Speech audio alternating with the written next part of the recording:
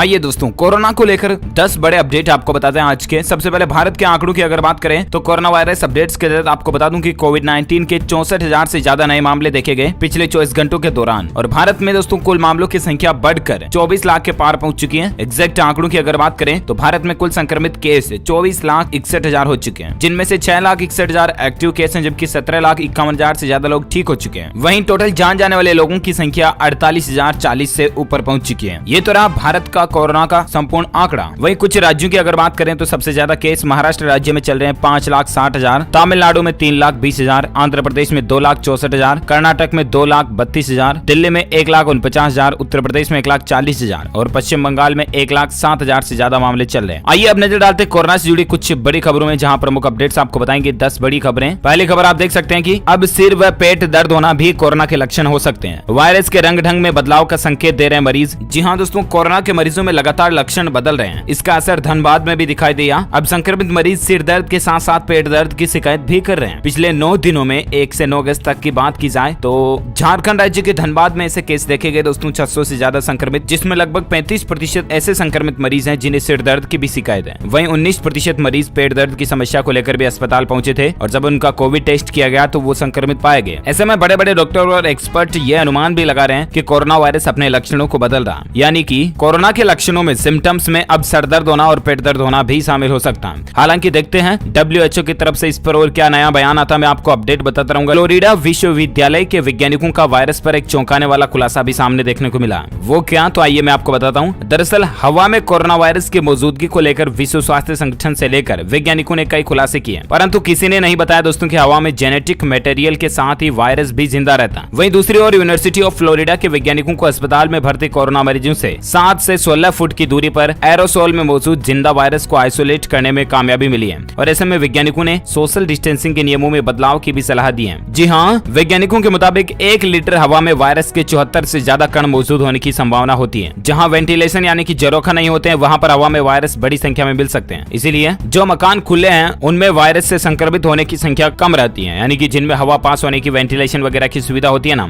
तो उन मकानों में वायरस की मौजूदगी की संभावना कम रहती है। ये भी वैज्ञानिकों का रिसर्च में बीच में खुलासा हुआ था। पर मैं जहाँ देख पा रही कोरोना वायरस से अचानक हो जा रही मौत, डॉक्टरों ने बताई ये वजह। जी हाँ, कोरोना वायरस पर डॉक्टर्स और शोधकर्ताओं की खोज लगातार जारी है। डॉक्टर्स ने कोरोना वायरस से हो रही मौतों की एक और वजह का खुलासा किया। दरअसल डॉक्टरों का कहना दोस्तों कि कोरोना वायरस शरीर में ब्लड क्लोटिंग यानी कि खून का थक्का भी बनाता है, जिसकी वजह से मरीज की अचानक मौत हो जाती है। आप देख सकते हैं KGMU के डॉक्टर ने भी दावा किया कि कोरोना वायरस बना रहा ब्लड क्लोटिंग, जिससे हो रही है मौतें। दरअसल ये दावा कोविड थिंक टैंक के सदस्य और लखनऊ के KGMU अस्पताल के pulmonary and critical care medicine के विभाग अध्यक्ष डॉक्टर वेद प्रकाश ने किया है। डॉक्टर वेद जी का कहना दोस्तों की कोरोना वायरस की वजह से फेफड़ों के नसों में ब्लड क्लोटिंग हो रही है और ब्लड क्लोटिंग की वजह से ऑक्सीजन के सारे रास्ते बंद हो जाते हैं, जिसकी वजह से कोरोना के मरीजों की अचानक से मौत हो जा रही है। डॉक्टरों का कहना है कि दूसरी बीमारियों की तुलना में कोरोना वायरस ज्यादा ब्लड क्लोटिंग बना रहा है, जिससे कि मरीज की मौत जल्दी हो जाती है। कोरोना वायरस की वजह से क्लोटिंग क्यों बन रही है, अभी इस पर भी वैज्ञानिकों की रिसर्च जारी है और देखते हैं आगे नए नए साइंटिस्ट के क्या खुलासे देखने को मिलते हैं। मैं आप खबर देख सकते हैं कि चीन से आई चौंकाने वाली खबर, चीन में भी कोरोना वायरस मौजूद है। दरअसल चीन ने यह दावा किया दोस्तों कि ब्राजील से भेजे गए फ्रोजन चिकन के पंखों में कोरोना वायरस पाया गया।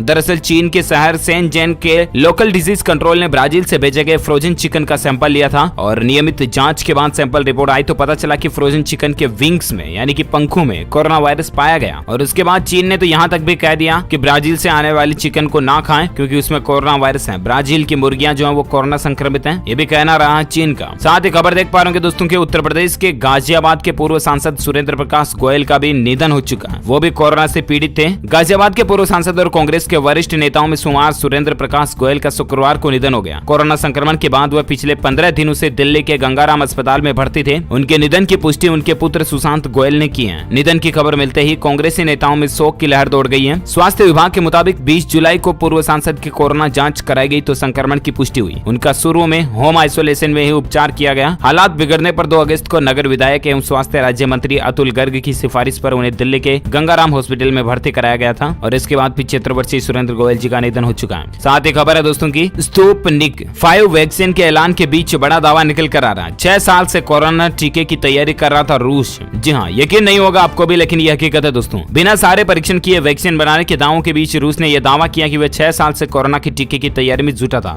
लेकिन अब सबसे बड़ा सवाल ये पैदा होता दोस्तों कि आखिर कोरोना वायरस को फैले हुए ही अभी 1.5-2 साल भी नहीं हुए, फिर 6 साल पहले रूस आखिर कोरोना की वैक्सीन कैसे तैयार कर रहा था? अपने आप में एक सवाल खड़ा होता है, राइट? और इस प्रश्नवाचक चिन्ह का जवाब ढूंढने के ऊपर वैज्ञानिक और रिसर्च कर रहे हैं। टीके के लिए फंडिंग जुटाने में लगे रूस के सॉवरेन वेल्थ फंड RDIF के प्रमुख किरिल दिमित्रिव ने गुरुवार को एक खुलासा किया। उन्होंने कहा कि पिछले कुछ सालों से हम इबोला, मर्स और सार्स वायरस की वैक्सीन विकसित कर रहे थे, जो कि कोरोना प्रजाति के ही वायरस हैं। कोविड-19 मर्स से मिलता जुलता वायरस है और मर्स की वैक्सीन बनाने के लिए हम 2 साल से जुटे थे। इसी कारण हम जल्दी टीका बना सके, ये कहना है रूस का। अब हालांकि रूस ने टीका तो विकसित कर दिया, अब देखते हैं कितना असरकारक होता है ये टीका। मैं आपको अपडेट बताता रहूंगा। फिलहाल आप अगली खबर देख सकते हैं कि होम मिनिस्ट्री ने किया वीरता पुरस्कारों का ऐलान। जम्मू कश्मीर और उत्तर प्रदेश के पुलिस टॉप 3 पर रहे हैं। जहां स्वतंत्रता दिवस के मौके पर पुलिस कर्मियों को दिए जाने वाले वीरता पुरस्कारों की सूची जारी कर दी गई है। गृह मंत्रालय ने बताया कि 215 कर्मियों को वीरता के लिए पुलिस पदक और 80 को राष्ट्रपति पुलिस पदक विशिष्ट सेवा के लिए और 631 को पुलिस पदक दिया जाएगा। इस लिस्ट में उत्तर प्रदेश के 23 पुलिस कर्मियों को भी गैलेंट्री मिली है। चलिए साथ ही फिलहाल आप अगली खबर देख सकते हैं। कोविड-19 को लेकर हिमाचल प्रदेश में कोरोना के एक दिन में रिकॉर्ड 180 नए मामले देखे गए। हिमाचल प्रदेश में कोरोना के मामलों में एक दिन में रिकॉर्ड तोड़ बढ़ोतरी देखी गई। गुरुवार को प्रदेश में 80 कामगारों समेत 180 नए केस दर्ज किए गए। जानकारी डेटा आप स्क्रीन पर देख सकते हैं ज्यादा। चलिए साथ ही खबर है दोस्तों के तमिलनाडु में कोरोना संक्रमितों में डिप्रेशन दूर करने के लिए कोविड केंद्रों पर कराया जाएगा योगा। जी हाँ, मेडिटेशन, जो कि एक डिप्रेशन दूर करने का सबसे अच्छे साधनों में से एक है, राइट? और ऐसे में कोरोना वायरस से संक्रमित मरीजों में ये डिप्रेशन ना रहे, टेंशन ना रहे कि हमको कोरोना हो गया वगैरह वगैरह।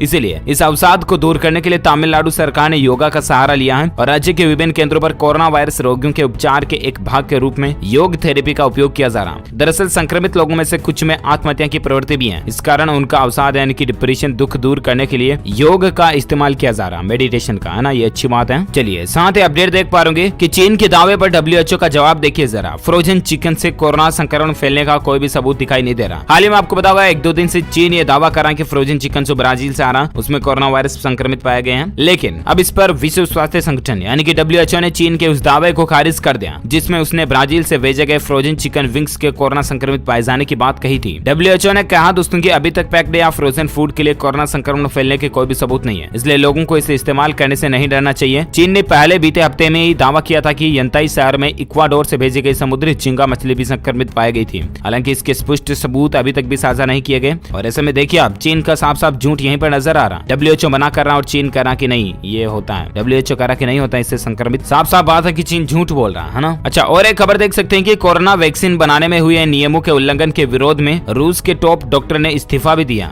देखिए जरा हालात क्या चले। रूस का कोरोना वैक्सीन बना लेने का दावा लगातार विवादों में गिरता जा रहा। WHO के सवालों के बाद अब रूस के ही सांस की बीमारियों के एक टॉप डॉक्टर ने वैक्सीन बनाने की प्रक्रिया पर ऐतराज जताते हुए इस्तीफा दे दिया। डॉक्टर अलेक्जेंडर कुसलिन ने कहा दोस्तों की वैक्सीन बनाने में मेडिकल एथिक्स का गंभीर रूप से उल्लंघन हुआ। राजनीतिक दबाव में न तो ठीक से ट्रायल हुए और न ही किसी मेडिकल जर्नल में वैक्सीन से जुड़ी जानकारियां प्रकाशित की गई हैं। डॉक्टर अलेक्जेंडर रूस के टॉप डॉक्टर्स में से एक माने जाते हैं और ये रूसी हेल्थ मिनिस्ट्री की एथिक्स काउंसिल के सदस्य भी रह चुके थे। उन्होंने वैक्सीन बनाने में की गई इस जल्दबाजी के खिलाफ इस काउंसिल से भी इस्तीफा दे दिया। उन्होंने कहा कि रूसी वैक्सीन स्पुतनिक वी के लिए जरूरी मंजूरी नहीं ली गई थी और इसकी घोषणा जल्दबाजी में कर दी गई। अलेक्जेंडर ने स्पष्ट कहा दोस्तों कि इस वैक्सीन के सुरक्षित होने की फिलहाल कोई भी गारंटी नहीं है। चलिए साथ ही खबर देख पा रहे रूस की कोरोना वैक्सीन पर बवाल अभी भी जारी है। WHO के सवाल पर रूस ने कहा कि प्रतियोगिता से मत डरिए। जी हाँ, विश्व स्वास्थ्य संगठन ने गुरुवार को एक बार फिर से रूस की कोरोना वैक्सीन को लेकर गंभीर सवाल उठाए। WHO ने स्पष्ट रूप से कहा कि रूस ने जिस वैक्सीन को मंजूरी दी है वह उन 9 वैक्सीन में शामिल ही नहीं है जिन्हें फाइनल टेस्टिंग की मंजूरी दी गई है या जिन्हें संगठन वैक्सीन का दावेदार माना जाता है। अब जरा देखिए कि रूस ने वैक्सीन को डिक्लेयर तो कर दिया पब्लिक में, लेकिन अभी भी ये विवादों में काफी ज्यादा चल रही है। हालांकि इसके नजारे जो अभी इसके रिजल्ट के जो परिणाम है वो हमें देखने को नहीं मिले हैं। हम सभी उम्मीद करते हैं कि उसके नतीजे भले ही पॉजिटिव रहे, लेकिन रूस ने कुछ जल्दबाजी जरूर की है। इसी को लेकर मीडिया में इतनी सारी खबरें और चर्चाएं चल रही हैं, राइट? चलिए अगली खबर देख सकते हैं आपकी विदेश से मुंबई आने वाले लोगों को अब क्वारंटीन नियमों में कुछ छूट दी गई है। जी हाँ, नागरिक उड्डयन मंत्रालय ने मुंबई एयरपोर्ट पर विदेशों से आने वाले यात्रियों को क्वारंटीन नियमों में छूट दी है। अब इन यात्रियों का अनिवार्य तौर पर इंस्टीट्यूशनल क्वारंटीन में रहना जरूरी नहीं होगा। दरअसल ये छूट इसलिए दी गई है कि इस वक्त ज्यादातर यात्री इमरजेंसी कारणों से यात्रा कर रहे हैं और ऐसे में अनिवार्य क्वारंटीन नियमों की वजह से उन्हें दिक्कतों का सामना भी करना पड़ रहा है। इसलिए अब ऐसे यात्रियों को छूट दी जाएगी जिन्होंने 96 घंटों के भीतर अपना कोविड टेस्ट करवाया हुआ हो या आप विदेश से आने वाले किसी भी यात्री को यात्रा के 72 घंटे के अंदर कोविड टेस्ट दिखाना होगा। ऐसे यात्रियों को महाराष्ट्र सरकार द्वारा लगाए गए इंस्टीट्यूशनल क्वारंटीन नियमों से छूट मिल जाएगी। गौरतलब है कि महाराष्ट्र सरकार के नियमों के मुताबिक विदेशों से आने वाले सभी यात्रियों को 2 चरणों में क्वारंटीन रहना पड़ता है। इसके तहत 7 दिन का इंस्टीट्यूशनल क्वारंटीन होता है, फिर 7 दिनों तक होम क्वारंटीन का नियम है। अब नए नियम के मुताबिक कोई यात्री कोविड टेस्ट दिखाकर इंस्टीट्यूशनल क्वारंटीन से बच सकता है। तो ये कुछ प्रशासन ने ढील दी है, अच्छी बात है। साथ ही खबर देख सकते हैं दोस्तों की कोरोना के चलते हिमाचल प्रदेश के निजी स्कूलों के 60,000 टीचर्स और कर्मियों पर भी संकट मंडरा रहा। जी हाँ, कोरोना वायरस संकट के चलते हिमाचल प्रदेश के प्राइवेट स्कूलों के हजारों टीचर की परेशानी काफी बढ़ गई है। किसी की नौकरी चली गई तो किसी को वेतन नहीं मिल रहा। निजी स्कूलों के यानी कि प्राइवेट स्कूल्स के कर्मचारियों का भी हाल यही है।